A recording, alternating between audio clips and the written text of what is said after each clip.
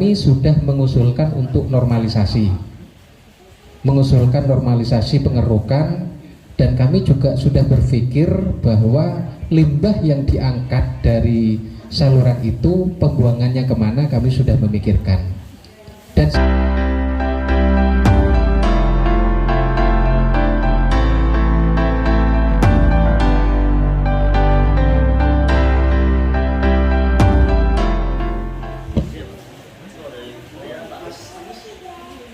mungkin tambahan terkait tadi, mohon maaf, pertanyaan dari Pak RT RT berapa ngapunten Pak? RT 4 terkait dengan pemanfaatan tanah di pinggir sungai. Artinya kalau bahasa teknis kita itu adalah garis sempadan Pak, di mana garis sempadan itu kalau sungai masih menjadi kewenangan provinsi. Terus yang kedua, kami mohon maaf berbicara secara teknis pengelolaannya dulu. Terlepas nanti posisinya seperti apa, memang sesuai dengan petunjuk Pak Kapolsek dan teman-teman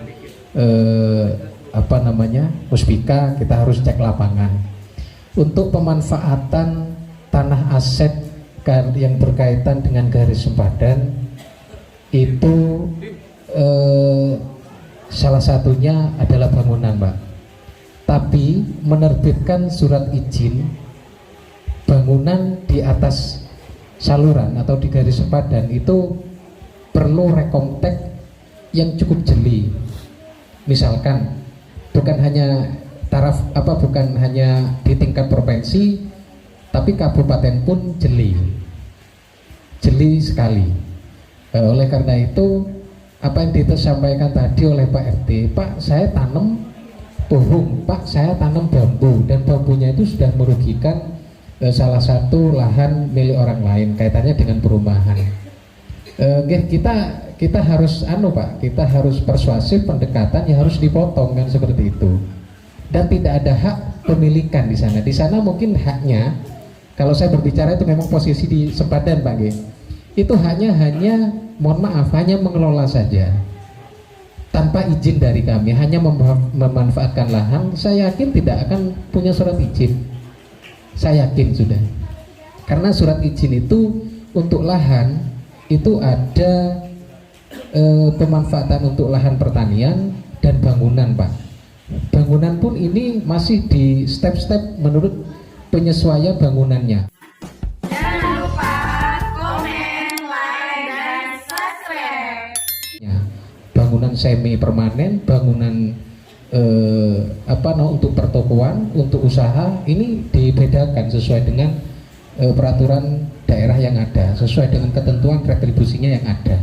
Pajak yang dibayarkan kepada pemerintah kabupaten ataupun kepada pemerintah tingkat 1, seperti itu. Jadi kalau yang disampaikan Pak RT selama mengganggu, kalau memang posisinya itu betul-betul berada di bantaran, ya kita pertama menyampaikan secara persuasif mungkin. Tapi kalau sudah tidak bisa, kita harus melibatkan Muspika kan, seperti dan pemangku wilayah. Kita datang bareng-bareng, Pak kita beri penjelasan, ini sudah merugikan, terus kita harus potong izin secara, mohon maaf, kearifan lokal, kita harus potong.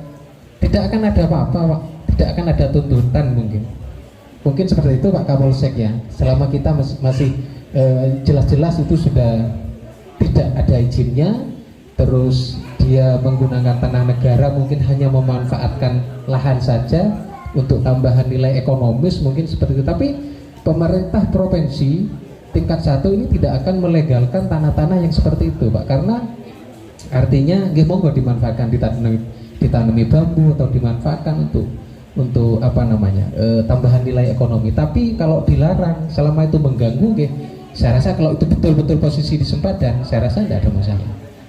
Cuman secara persuasifnya kita harus melibatkan pemerintah setempat, artinya koordinasi seperti itu.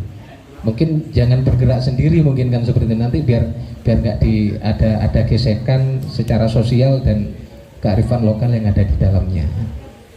Oke, terus ngapunten Bapak sekalian, juga kami Untuk di Sumbersari ini memang unik juga karena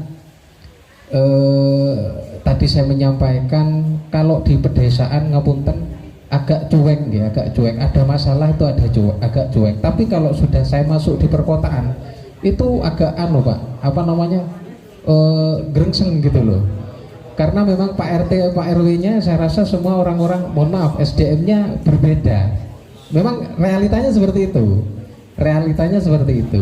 Pak RT-nya mungkin mantan pensiunan ini, mantan kepala ini, ada yang dosen kan seperti itu, Pak.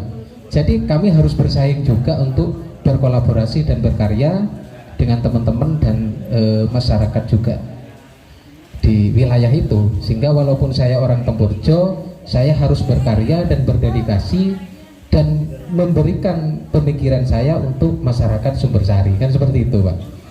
Seperti itu. Jadi terkait dengan tadi Bapak yang bambu, monggo nanti bisa cek lapangan.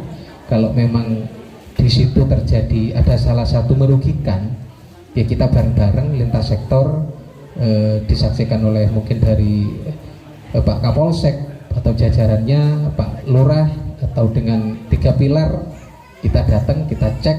Ya kita kasih penjelasan bahwa mengganggu harus dipotong dan seperti itu. Mungkin hanya itu yang dapat tambahan dari kami. Mungkin ada lagi yang kaitannya dengan tugas-tugas kami di sungai, afur, jaringan irigasi, atau bapak-bapak punya sawah, Pak. Di situ kok mati terus airnya, Pak. Kok kadang ngalir, kadang mati. Mungkin bapak-bapak saya yakin karena mohon maaf di sini mungkin punya usaha pertanian sampai punya 5 hektar, 2 hektar, 1 hektar mungkin. Seperti apa Pak pemberian airnya seperti itu. Jadi kami perkenalkan secara administratif perhitungan pemberian air kami sesuai dengan Gal gede keren, hebat, RT RW semangat. Jangan lupa di subscribe. Ketersediaan air dan juga pemberian air irigasinya. Oke, mungkin saya kembalikan ke Pak Lurah. Cek, Pak Lurah, kita dapat pertanyaan lagi nih Pak Lurah. Luar biasa sekali untuk kegiatan malam ini ya. Ini kebetulan warga kita berhalangan hadir. Namun titip pertanyaan ke kami Pak Camat, mohon untuk dijawab terkait masalah pengerukan Pak Camat. Di daerah kami, khususnya mungkin Dam 3 ya Pak Lurah, khususnya mungkin Dam 3, di situ adanya pendangkalan Pak Camat. Jadi adanya pendangkalan di mana kedalaman drainase, mungkin irigasi ya, untuk yang Dam 3 irigasi ya. Nah, untuk sungai irigasi itu kurang lebih sudah 25 sampai 30 sentian. Jadi pada saat debit air meningkat, seringkali memang ada luberan air yang akhirnya ke jalan dan menjadi genangan air Pak Camat. Mungkin untuk itu warga berharap solusi. Mungkin Pak Camat bisa memberikan wejangan atau gimana? Kembali lagi ke Pak Agus ternyata. Terima kasih. Jadi bintang kok malam ini Pak. Oh, sengaja. Mohon maaf Pak, saya dulu MC Pak, MC Dandut dulu saya, betul. MC Dandut saya sebelum masuk pengairan, saya sering MC Dandut, sering nyanyi juga gitu loh. Tapi ya alhamdulillah mindset pola pikir beliaunya Pak Camat ngerti, tak cekelimpek tok sampean gini gitu.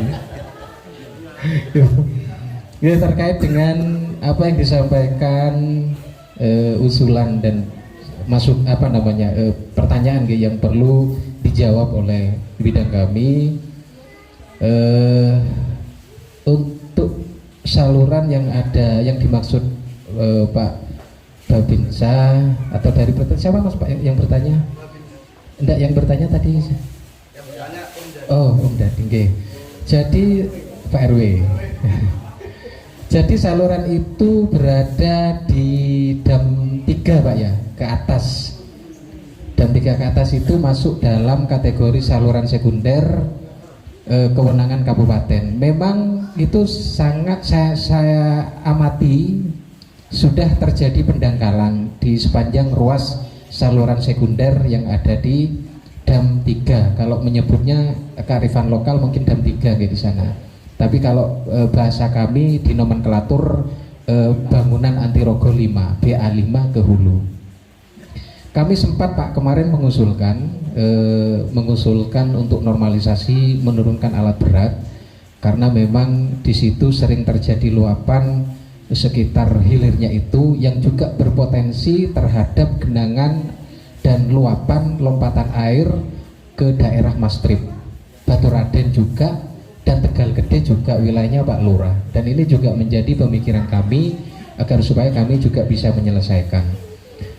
Insya Allah Bapak, kami kemarin di akhir tahun 2021 kami sudah mengusulkan untuk normalisasi pengerukan, dan kami juga sudah berpikir bahwa limbah yang diangkat dari saluran itu pembuangannya kemana kami sudah memikirkan. Dan sifat kami karena mohon maaf karena Pak pengamat itu tidak diberikan penuh terhadap pengelolaan anggaran, hanya sifatnya mengusulkan dan kriteria kebutuhan di lapangan seperti apa itu kami berusaha untuk mengusulkan, karena itu nanti doknya berada di pengguna anggaran Pak, yaitu Bapak Kepala Dinas melalui Kepala Bidang. Untuk saat ini memang sudah banyak Pak kami berpola pikir bagaimana dampak banjir yang ataupun genangan yang ada di wilayah Tegal Gede dan juga Sumbersari yang Jalan Mastrip ini kan perbatasan Pak Lurah nggih. Yang sebelah barat ini ikut Tegal Gede, yang sebelah timur itu ikut Sumbersari. Dan kami sampai bentino ki dihubungi Pak Lurah Pak yang Sumbersari. Pak posisi ning ndi? Apa Mas? Ngopi. Lah isine ngopi ki kok omong-omongan mari ngono banjir meneh sing dibahas. Yes gak apa-apa Pak, itu tugas saya memang. Mari ngopi ya wis banjir meneh. Tadi saja telepon Pak Lurah Sumbersari. Nanti Mas posisi. Ono dua hal sing tak takono. Mari ngono. Pertama itu opo ngono Pak, masalah opo ngono. Sing terakhir ki Mas sing penting opo? Piye kali orang wis posisi. Tapi nggak apa-apa, saya seneng Pak. Aktif seperti itu dengan pemangku wilayah, dengan jajarannya Pak Camat, seneng saya. Seneng, artinya ada komunikasi yang aktif sehingga saya tuh bisa, wah berarti saya diterima dengan baik dan saya harus memberikan yang terbaik, itu aja. Terus untuk yang disampaikan tadi, kami akan berusaha mengusulkan Pak di dana DAK untuk pengerukan saluran yang ada di Antirogo, dan usaha kami ada 3 sebenarnya Pak untuk mengurangi debit yang ada yang masuk ke wilayah Antirogo. Dari Antirogo ini Pak, air ini dari Antirogo, hulunya Antirogo masuk lagi ke wilayahnya Pak Lurah Tegal Gede.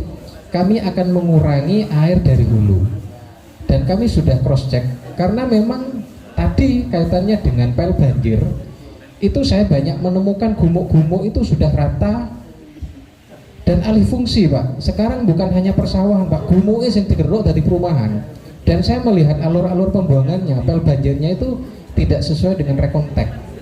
Padahal perumahan itu tidak boleh menyumbangkan debit air, mohon maaf, satu perumahan Pak, pengelola perumahan itu seharusnya tidak boleh menyumbangkan debit air ke wilayah lain, harus dimanfaatkan oleh satu perumahan itu sendiri. Caranya seperti apa? Satu rumah itu harus punya biopori. Yang kedua, biopori itu resapan Pak. Ini memang diterapkan kepada perumahan-perumahan yang baru berkembang. Karena untuk wilayah Kabupaten Jember itu sudah dalam kategori resiko banjir dan genangan. Hujan 80 mm itu sudah nggak usah 100 Pak. Kalau dulu Pak, analisa kami bersama teman-teman BMKG Juanda dan teman-teman provinsi itu di atas 100, 120, 150 itu potensi banjir. Sekarang nggak sampai 100 Pak. Di penakar hujan kami 80 itu sudah, setelah kami cek piro udane 80 Pak, kok iso banjir? Ya tidak tahu Pak. Ya berarti kan ada suatu sistem yang salah di dalamnya. Ternyata setelah analisa kami di lapangan, banyak perumahan-perumahan yang dalam paparan pel banjirnya konsultan menyampaikan rekonteknya harus gini Pak, airnya sebelum dibuang ke drainase harus masuk dalam sumur resapan dulu. Setelah masuk dalam sumur resapan ini dibagi dua, yang satu adalah untuk kegiatan mohon maaf mandi ataupun cuci ya, terus yang satu untuk apa, untuk septic tank. Nah, setelah ini fungsi dua biopori fungsi resap dua septic tank ini Pak, dua, yang satu resapan, yang satu septic tank ini debitnya nanti penuh akan keluar ke drainase. Setelah keluar ke drainase Pak, ini untuk memperlambat pemberian air. Ini perhitungan Pak, karena bukan hanya satu rumah, sampai 100 rumah, 120 rumah, karena dalam satu sektoral itu bisa 20 hektar. Nanti masuk Pak ke saluran drainase Pak. Oke, drainase set berjalan. Estimasi waktu jamnya berapa? Estimasi hujan berapa? Air ini supaya nggak memberikan sumbangan debit ke wilayah lain. 2 jam Pak.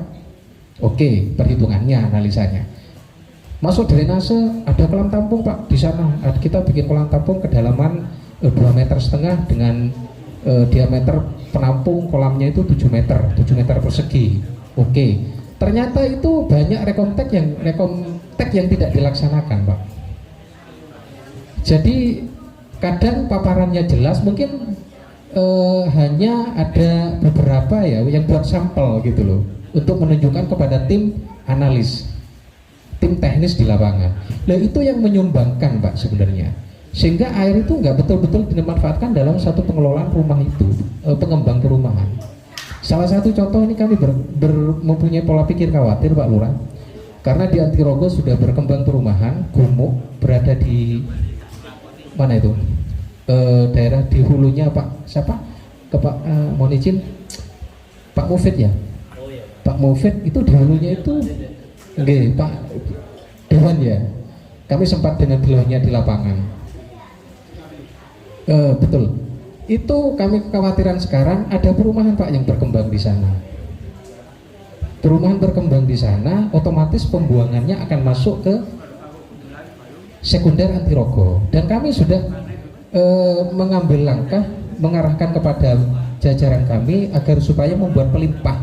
Dan pelimpah ini ada di hulu pelimpah. Pelimpah itu menstabilkan kelebihan air, menstabilkan debit air irigasi. Sekarang saya rubah Pak. Selain saya bikin pelimpah baru, ada pelimpah untuk menstabilkan debit air ini saya suruh bongkar untuk menurunkan. Jadi pateni wis bisa. Jadi Jangan lupa like, comment, subscribe di YouTube channel Kelurahan Tegal Gede. adalah bangunan ukur untuk bangunan pengendali buat seponengan, sekop balok. Di saat terjadi intensitas curah hujan tinggi, mengantisipasi air yang dari perumahan yang baru dibuang, dialihkan. Yang masuk nanti ke perumahan Bougainville ya kalau nggak salah ya, Bougainville. Dan saya sudah lihat alurnya, afornya insya Allah mampu. Jadi untuk mengurangi debit yang masuk ke wilayahnya Pak Lurah Tegal Gede. Dan untuk pengerukan itu Pak, insya Allah nanti kami usulkan sesuai dengan kami tembusi lagi. Saya usulkan lagi, mudah-mudahan di dana DAK, karena kami mohon izin tidak bisa, seandainya saya punya bertanggung jawab dalam anggaran tak kelolakan dewe Pak, tak gali gitu loh.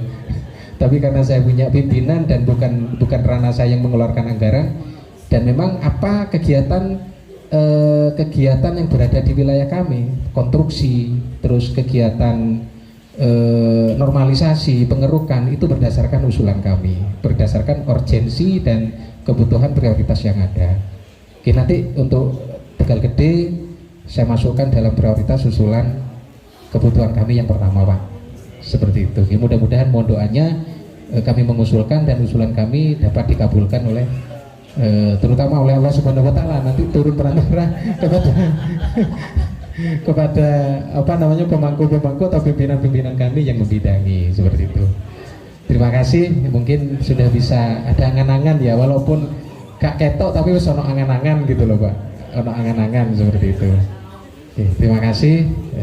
Selanjutnya mungkin ada lagi, selama kami bisa menjawab akan kami jawab. Kalau kami bukan ranah kami, akan kami catat untuk kami sampaikan di dalam forum rapat dinas bersama Pak Kepala Dinas dan teman-teman kepala bidang seperti itu. Ngapunten, terima kasih. Waktu berlian dah banjir lagi Mas ini. Aman sudah. Alhamdulillah. Pak Agus, ini barusan ada yang ngasih kode-kode ke saya Pak Agus. Loh, kok ada yang guyu? Jadi mohon izin Pak Agus, Taman Kampus itu kebetulan berdampingan dengan perumahan di sebelahnya, sebelah timur maupun sebelah baratnya gitu, untuk yang daerah perkampungan. Harmoni gitu. Jadi gini, Pak Agus, untuk daerah perumahan Harmoni kebetulan untuk saluran drainasenya itu dialirkan melalui perumahan Taman Kampus yang akhirnya masuk ke RT 5 nggih Bujang nggih. Lah seperti itu.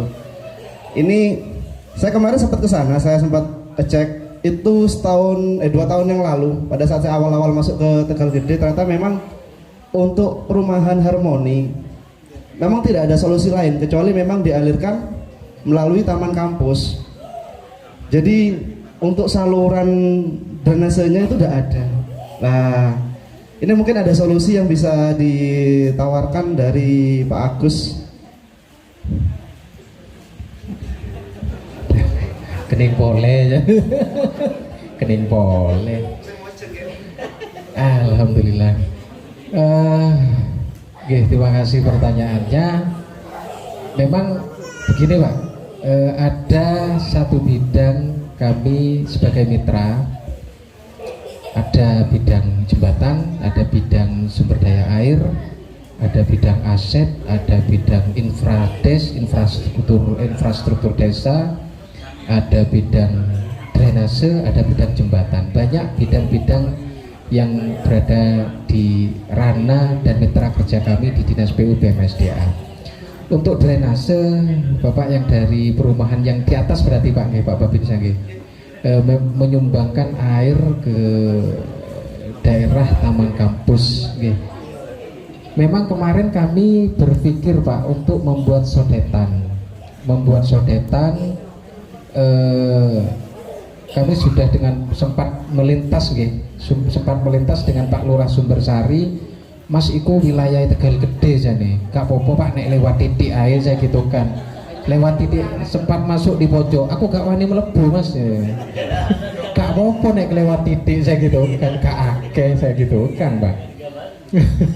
Dengan Pak RT berapa ya kemarin ya juga sempat di pos juga kemarin. Rencana itu saya ingin membuat sodetan Pak. Kami juga sudah paparan juga dengan teman-teman kasih. Tapi masih belum ada solusi yang fit memang, karena memang di situ di sisi kiri kalau dari sini yang ke atas itu sepertinya drainasenya sudah tidak berfungsi,